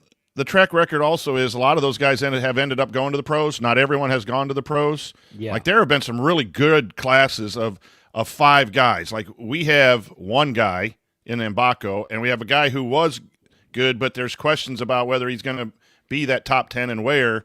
And we don't have that collection. Like when you have 5 or 6 guys that are in the top 5 to top 20 coming in at one time, I think the analysts see that. And then you look at how many Kentucky alums are playing in the NBA, significant roles in the NBA that went through that, right? So that's part of that track record too.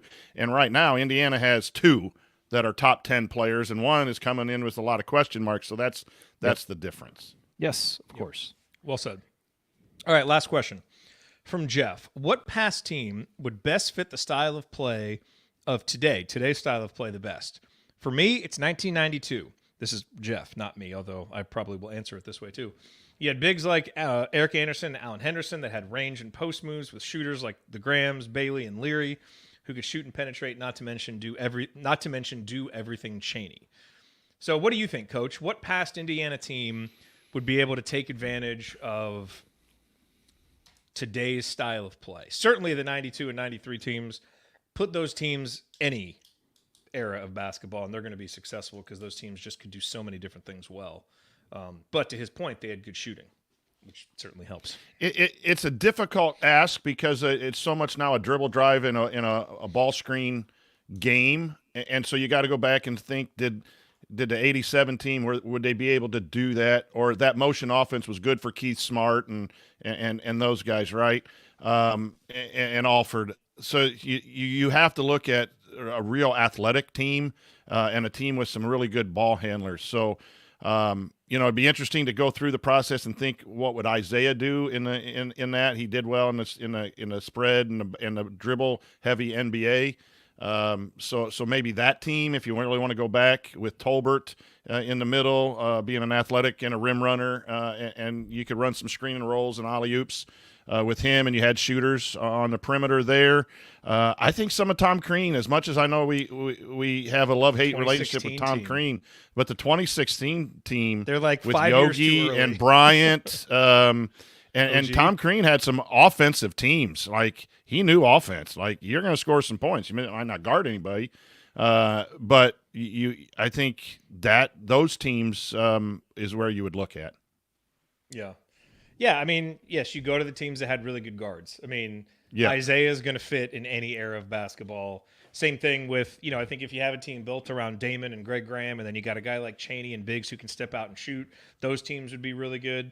Man, that 2016 team, I mean, God, that team was so good. When they were really firing on all cylinders, and you had all those shooters, plus Thomas Bryant who could space the floor and keep the lane, open. Even like Burton would come off the bench and nail threes. Like, I mean, it was all up and down the lineup. The guys who could hit threes. I mean, it was crazy, and they spread the floor so well. Zeislov, yeah. Bryant spacing was threes. Huge. Yeah, that was all spacing. Spacing. Yeah. So yeah, I think it's going on there. Okay, sorry. I heard some noise. Background. That was your voice, Coach. You gotta. Something in my ear was going nuts. No, but yeah, that's the team I would point to. Was that team just absolutely could shoot the lights out, and they all could across the board. I mean, I think Troy was the only one who wasn't a consistent 3-point shooter, really, and even he hit some that year. So, all right, here's a question for you, Coach. The 2002 team, Would that team do better today or in the era that they played in? With Coverdale and Hornsby and Fife and Moye, guys who could step out and shoot. You had Jared Jeffries, a versatile big man. Yeah. They ran an interesting high-low action based on where the ball was. They would enter in the wing and inside cut to the corner, and then they'd bring the four up high. Yeah. And if the ball was reversed to the corner, they ran some screen and roll. Because I actually studied that offense and implemented it at Northfield in the 2003 year. So that was based on spacing, but they didn't have a dynamic dribbler, right? They didn't have a breakdown guy. Yeah, it was based on spacing and going high-low and getting the ball inside when they can, or kicking it out to shooters. So I don't know if that team would be in this dribble drive, heavy isolation type of style. Because they would run pick and roll, but it didn't feel like the ball handler was ever going to go downhill. It felt like it was just a movement device. To attack the defense or get the guy on the roll into a post position. A switch, or get the defense facilitate a switch. Yeah, overhelp. They did a lot of corner pick and rolls, if I remember right. They did. Baseline. The ball would enter the corner, and then they'd pick and roll off the baseline, so then your help has to come over, and you would kick. Would roll. Yeah. So I don't know that in today's world they would without they a guy honestly like what that team needed was Bracey Wright a year early. They needed a guy who could get to the rack off the dribble at the top, and I think they would have won the national title if they just had one. Unfortunately, help was only on the way, Ryan. It wasn't here. So I know. We had to wait. We had to wait. And then I had to watch Bracey for several years. It was tough. Felt bad for him. That was a tough era of. Yeah, so I would say I think that's interesting, Coach, because I noticed that some of the things that they ran, and this is like 4 years after I was in high school, so I remembered all of my high school plays. I remember some of them now, but not all of them. And we ran some similar stuff to that in the way they would, the second big man chase the first, up to the top and go that high-low action, either take the shot, drive, or go big to big over the top. So but they ran that action a lot. And it was impressive how well they ran it. And they had a bunch of big guys who could do things. They had Jeffries and Newton and who could both get it done. And then even Moye could take that 4 spot at the top of the, as the cutter. He could flash high and do something out of it. Yep. Yeah, exactly. And so they were dangerous. And they had shooters. I wouldn't say they were heavy shoot. They weren't a heavy. I mean, but nobody was at that point. Nobody would shoot a lot more now. Yes, now they would. That's for sure. And I think some of those percentages obviously would go down. But Hornsby was basically a knockdown guy, but he was really the only one. Fife was too by his senior year. He shot 47%. That was his junior year. Oh, whatever. He came back to. Oh, that's right. Yeah. He came back. He was the guy. That's right. Coverdale was gone, but he was back. Yeah. And he was with Bracey's first year. Oh, Coverdale was there too. Coverdale was there too for Bracey's first year. Yeah. That's true. Wait, was Fife on that team? I think he was. I thought Fife was a senior in 02. Maybe I'm getting confused. He played in 03? No, he was gone. So he was okay. I got Fife and Coverdale confused then. Yeah. Coverdale was still there. Oh, 01. Yeah, the 01. No, it's 02, 03. 01, 02 is the team that went to the title game. So Hornsby was still there. God, and then that 03 team was unbelievable to start the year. They won that huge game against Maryland. They won the Maui too, and Bracey was the MVP. And then the Kentucky game, it all fell apart after Mike Davis. It was a rough. They made the tournament, but they finished let's see, they finished 8-8 in the conference and 21. Wow, 16 conference games seems so quaint. 21-13. They did make the tournament. Imagine playing everybody twice. What an idea! They actually won their first round game. They were a 7 seed, beat Alabama, and then got hammered by Pittsburgh by 22. Ouch. Man. A team with George Leach, A.J. Moye, and Jeff Newton finished 102nd in the country in defensive efficiency. Wow. How is that even possible? George, I will say this. George Leach, in his later career, was a rough watch.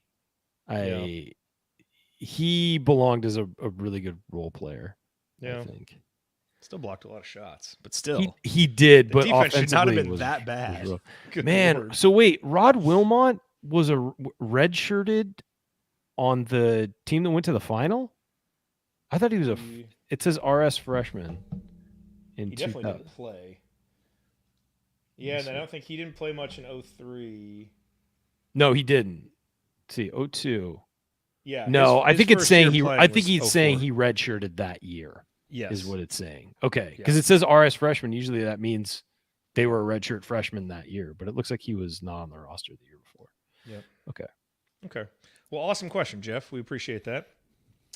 And that is going to do it for us on this week's edition of the Assembly Call. If you want to see us do the show live, join us at assemblycall.com on Thursday nights, even in the off-season, Fred, for the live broadcast of our Assembly Call radio recording. Thank you to Bob Thompson for producing our music.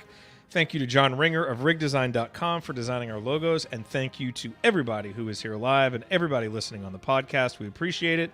We'll be back to talk IU basketball with you next week. Until then. Take it from me, Roman Langford. Keep your elbows in and your eyes on the rim.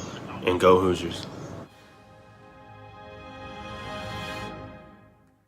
All right, I got to get out of here, folks. Thank you. Thank you. Thanks for coming out. Here I come. This is Stunt Sony. San Diego chicken. Why'd that have to get thrown in? I don't know. You're about to talk. So, I mean, everybody knows the answer to this question, but Bracey Wright's, what NBA All-Star was Bracey Wright's high school teammate? Darren Williams. Yeah, there you go. Everybody knows that. From the Colony, which is like 5 minutes from my house. And it was funny because Bracey was by far the higher rated recruit. Yep. He was. All right, gents. I will not be here next week. The Packers have a Thursday night game, so I will be on double bedtime duty so my wife can sweat out a Jordan Love start. So I will leave it to you gents for next week. And one of these weeks, whether we do it this week or next week, we got to do our Plant the Flag episode. Because there's been a whole lot of like, well, I think this, but this. And I get it because there's a lot of questions around this team. Yeah. We got to plant our flags on the stuff that we actually think is going to happen. Good luck with that. No wishy-washiness. Plant your flag. All so right. whether we do that next week or not, we'll do it soon. And then we got to do the over-unders episode with Jay. Whoa! If you're not here, we're not gonna do no plant the flag because I want to be there for that episode. Yeah, I've got some flags to plant. Yeah. Yeah. All right. You ain't getting off easy scouting. I don't want to get off easy. I want to be there. Certain players don't get enough respect on this show. I don't know. Oh my goodness! I don't know what my schedule is for next week, but I'll let you know as soon as I know. I know Andy will be here, so yeah. Yeah, I'm good too. Big goal. Did you see the big soccer highlight today? No. Which one of his daughters was it? Scored the game-winning goal for JV soccer. For Andy? Oh, you talking about Andy? Yeah. Oh no. What did he tweet it or something? Jen did. Did I get that really? right? Yes. Hannah Bottoms with 25 seconds left scores on a free kick, and it was her first career high school goal. All right. It's a long free kick too. You got to watch the video. Jen posted banner moment right there. Okay, that is the banner moment. Yeah, that's awesome. big ups to Hannah there, man. That was awesome. Shoot the ball. Yeah, exactly. She did. Exactly, Andy. She got it done. He what are you worried about? Yelling that from the stands. Just shoot. Forget the cross. Just shoot it in. It's a great goal. It is elite. That's awesome. And Jen is in the video. Jen is yelping. It's great. All right, just posted. Awesome. That is awesome. Okay, well, congratulations to Hannah. That rocks. All right, everybody. Out of here. See you all soon. Later, guys. Good night, everybody.